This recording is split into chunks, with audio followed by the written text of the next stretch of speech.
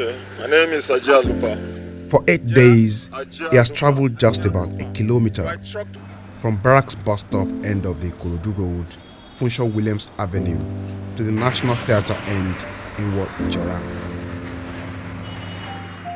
It has been from Barra to National Theatre. We have spent 8 days, and we have never known when to get to Apapa as in the numbers of days we are going to spend. It's really a prison life. Like me, I can set an example. I have an empty container. If I want to toilet, I toilet in a container and I later throw it somewhere. And if you see somewhere that you can see water, you take your jerry can, you go down there to get water and put it in your truck. When there is chance, you shower. If there's no way, you keep yourself like that and you give mosquito the fresh, because you cannot go and package yourself. You rather sleep in your truck, sit on the steering till daybreak. Like Ajia, the story of Alhaji Muhammad Turaki, another truck driver, is not any different, but just that he has suffered and lost more to the prowling bad boys in the 7 days that he has spent on the queue. If I say I leave this my motor here, I don't enter trouble with that. Because I'm not going to leave this motor here, go meet my wife or my children at home. And they here now, my chief come meet me, carry my phone, go. With the money where they take chop, they don't carry and go. I say, I didn't have no money to chop, no phone. They don't scatter, they don't sit here. If you night come, we know they sleep. That's why we go to waka, make no thief, no come carry our battery or tapoli.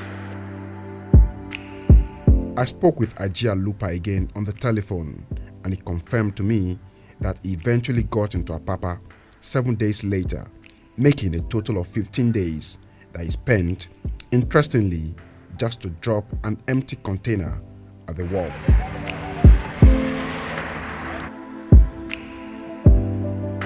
The same journey they had embarked on for this longer period will have been made in just 30 minutes under normal situation.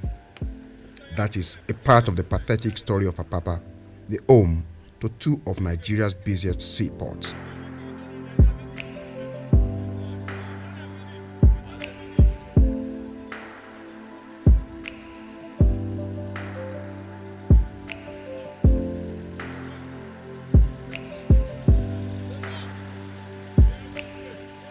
A snail-like drive down the long queue, the confusion becomes more frustrating and indeed dissolves into total chaos that now reigns in Apapa.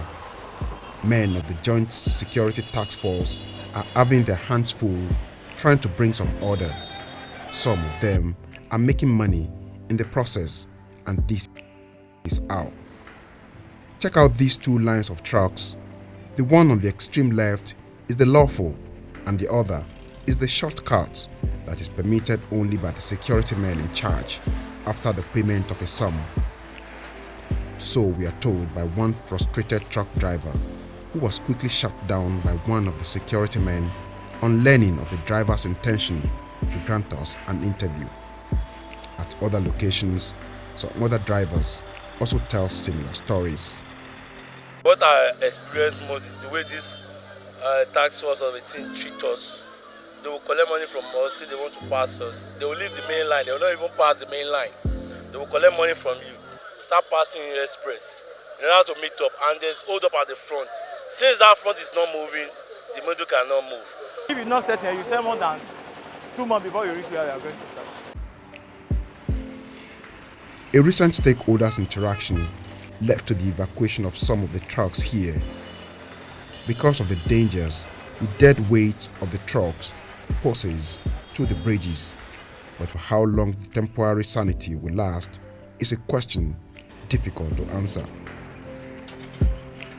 When in 1979, the military government of Olusegun Obasanjo transformed the Tinkan Island rubbish dump into a vast dock area in a new policy focus on docks for national shipping, it earned praises for the move and speed of the transformation. In Lagos, the only area where we could make a move urgently and quickly is the Tinkan Island. In Port Harcourt, there is some facility for improvement. In Warri, there was redevelopment and improvement, and so was redevelopment and improvement in Calabar. Now, all these were taken together. But of all these, Tinkan was the most significant, the most gigantic, if you like, and the most up-to-date in terms of what happened. And this was done, if I remember correctly, in 15 months or thereabout. Good job, well done, and done within the budget. Good job, but the gigantic and magical project has grown to become a burden on Apapa, its host community, because of what has become Nigeria's culture of neglect.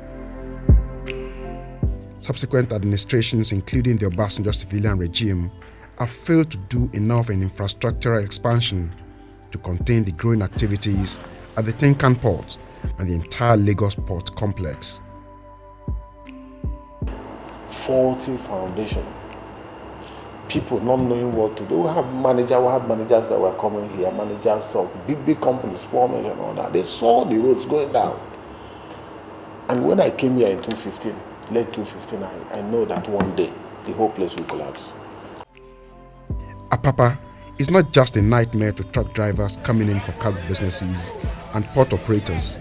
It is to every other road user, residents and business owners, and the general public because of the deplorable state of the access roads.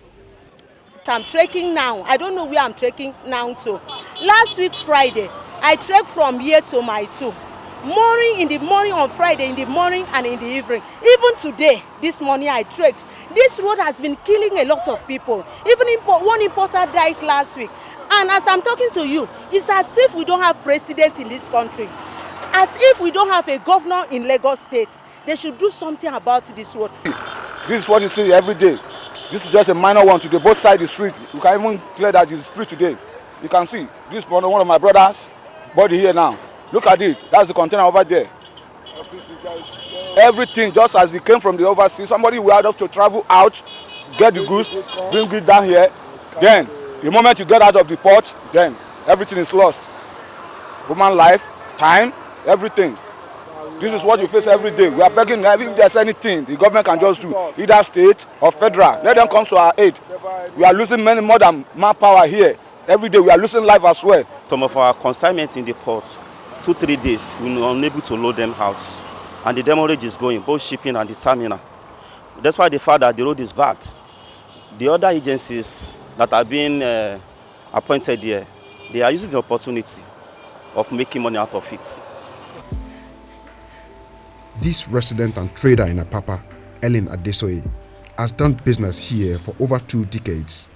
In those years, she has seen the good, bad, and now the ugly part of Apapa. I enjoyed the business in Apapa.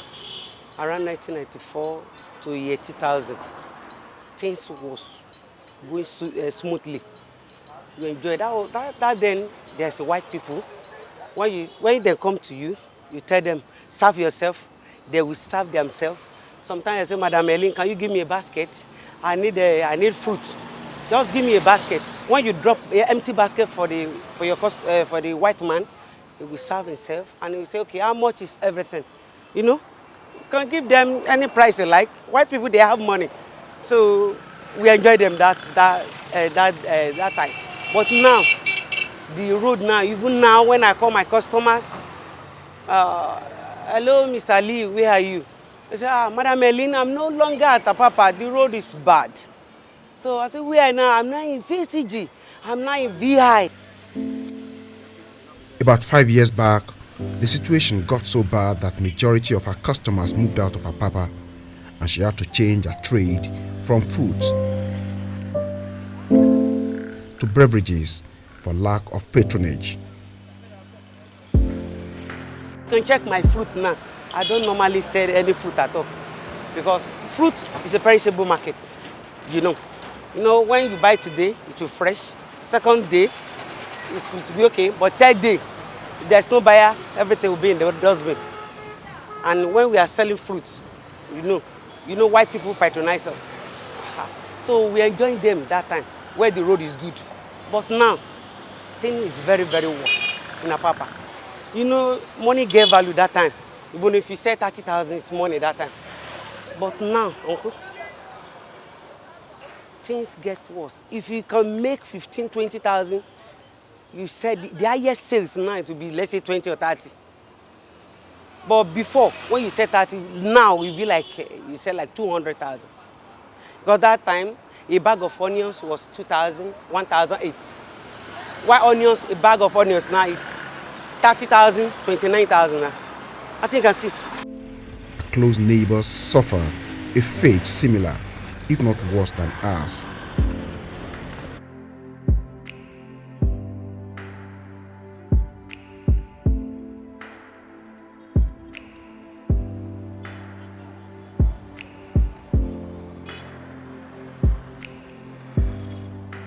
I'm Andy Apapa.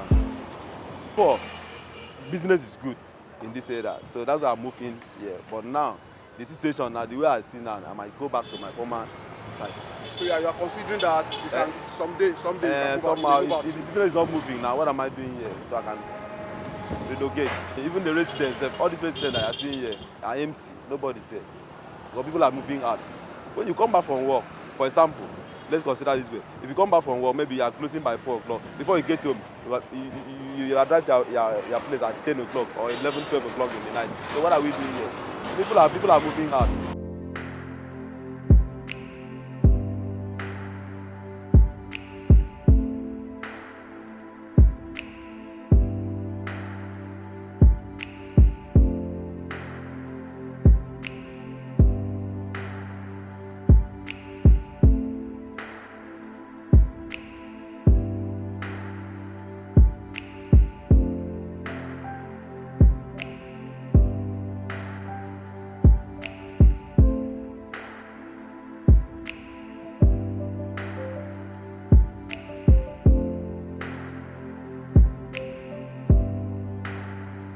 For years, the two roads, the Wharf Road and the Apapa Oshodi Expressway, have collapsed and remained so owing to neglect from the authorities despite the huge revenues generated from Apapa every year, which are now on the decline with daily economic loss put at an average of 20 billion naira.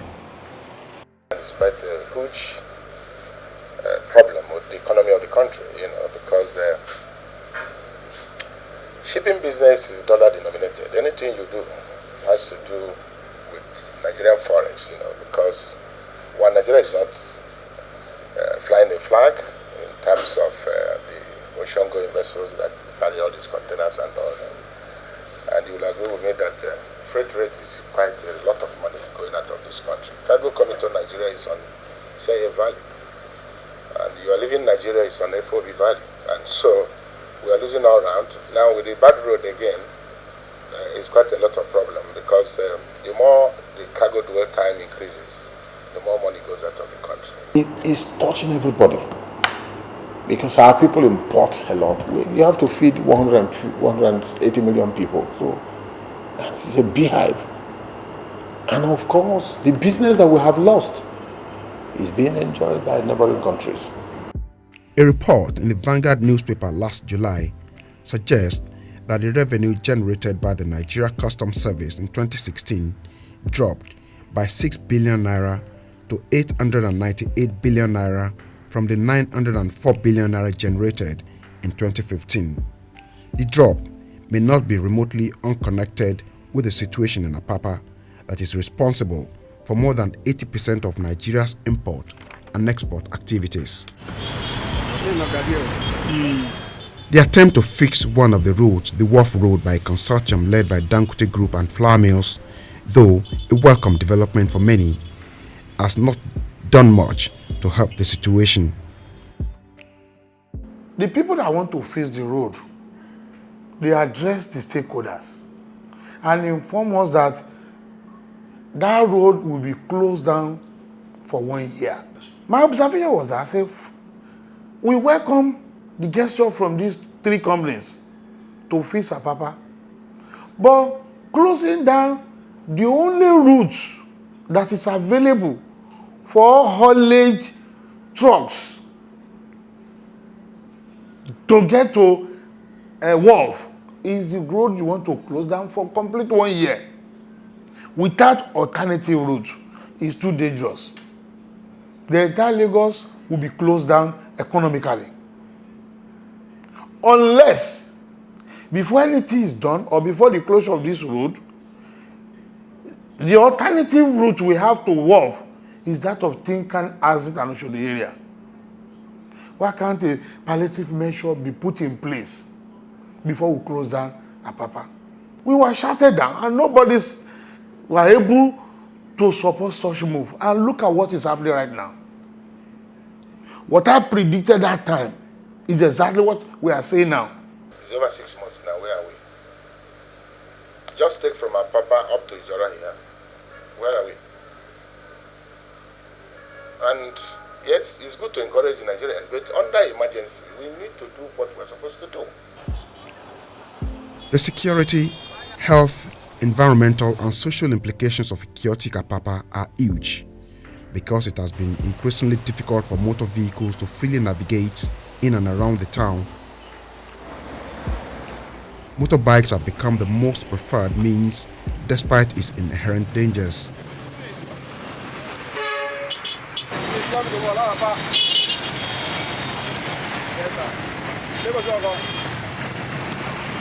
I have no choice other than to be doing this for some time. I believe within a short while, the situation will come to normal. Adjoining communities like Ijora, Surulere, Yaba, Ebutemeta and many others are bearing the brunt of the infrastructure collapse in Apapa. There are people staying in those trucks, the drivers, the conductors, and all that, At times they stay there, they buy things there, people come around there to sell, to them. At the end of the day, they dispose of, the waste around there. So the bridges are littered with, waste matters. Again, you find out that some of those, trucks on top of the bridge, in some cases, they have to, warm the truck and all that, and it stands still. Now, there is vibration coming from the trucks, and not just one truck, hundreds of them on the bridge. In physics, there is what we call sympathetic vibration. And this is what happens. When those trucks start vibrating, the bridge will respond in sympathy and start vibrating also. Although it may look infinitesimal, just minimal, insignificant, but cumulatively, it's having effect on the bridge, gradually. And before you know it, that could lead to the collapse of a bridge. You see, diesel, oil, coming out from the, being discharged into the environment by some of those, trucks around there. Now, these trucks, the oil that's coming out, effluent, from these trucks, they, accumulate on the surface. When it rains, runoff carries them out from that location to other places. In some cases, to some existing water bodies around there, down the bridge, and other areas. Again, that pollutes the environment, the soil. A more practical look at the present location called Apapa clearly shows that it was not designed to accommodate the magnitude of the current social and economic activities taking place there.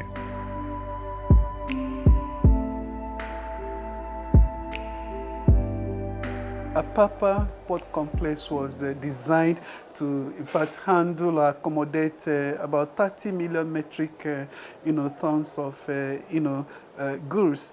But right now, what we're experiencing is a situation whereby the complex is handling well over 80 million, metric tons of, goods. You can imagine that is more than double what it was originally designed to, to accommodate.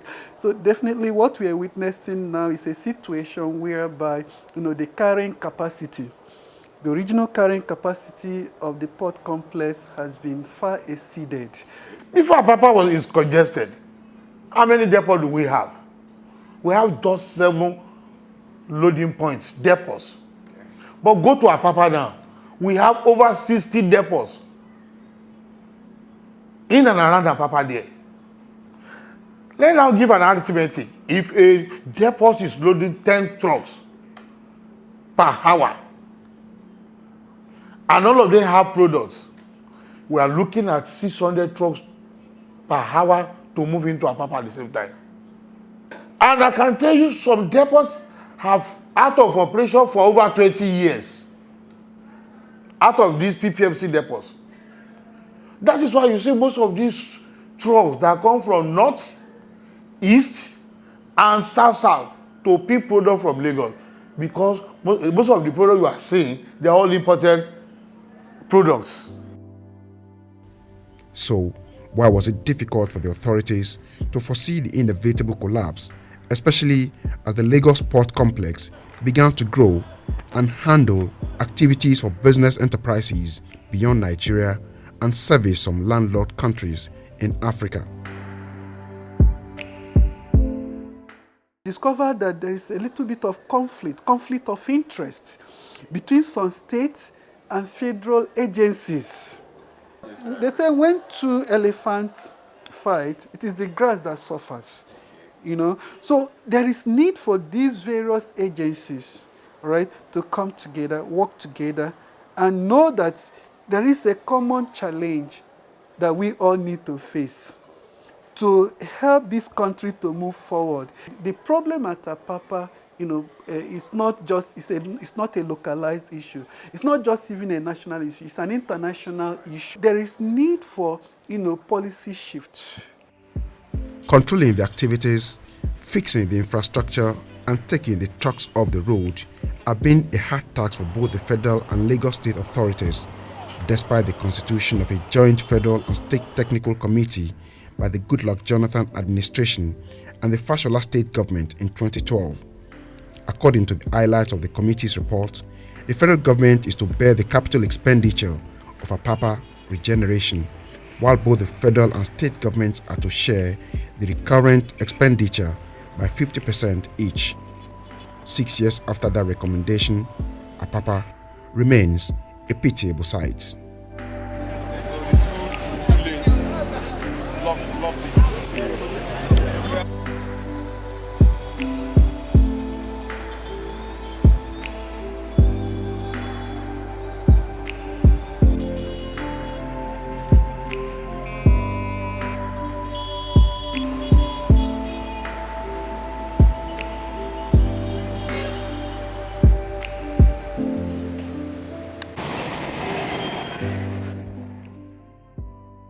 2 years earlier, in 2010, an agreement signed by the Lagos state government with a private company, Ame Consulting, to build, manage and transfer a trailer park in Orile near Apapa took off.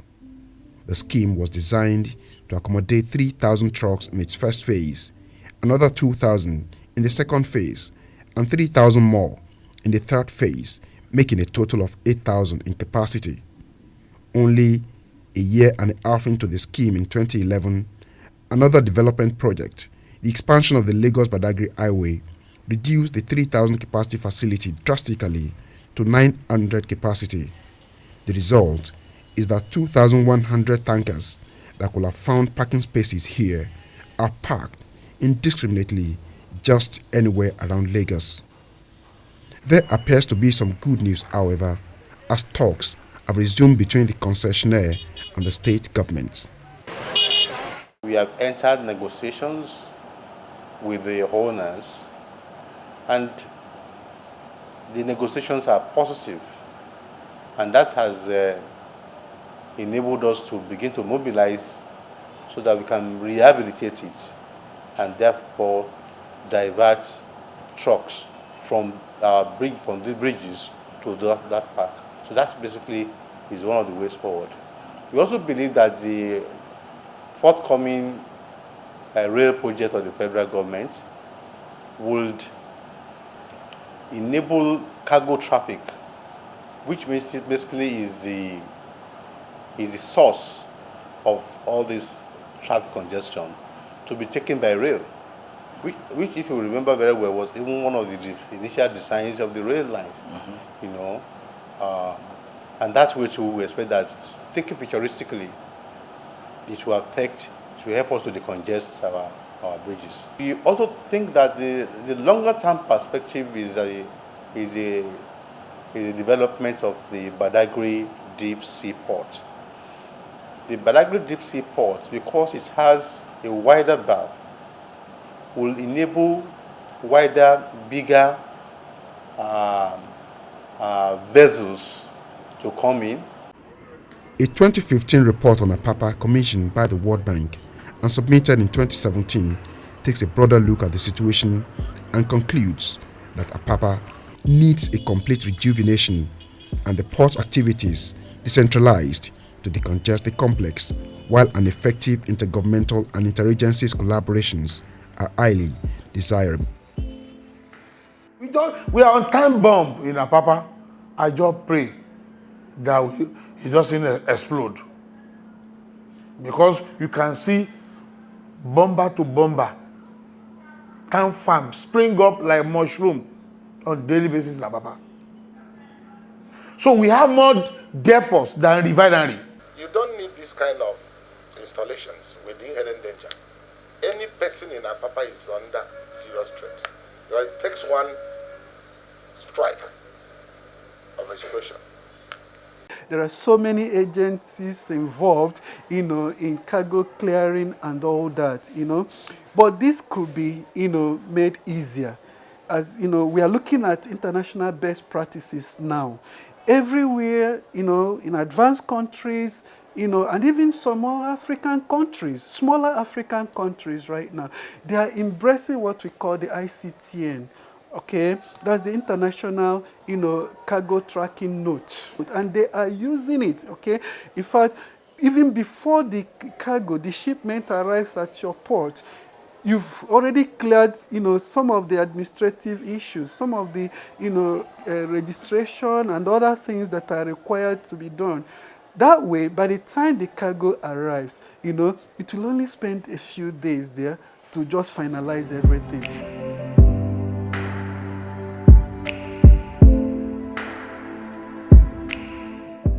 There are more suggestions, including the modernization of port and cargo handlings, full revival of the NNPC oil depot across the country, proper space management, multimodal transportation system, including a revival of the rail system, vertical physical development, among several others, as a way to rejuvenate and once again unmask the dimmed beauty of Apapa.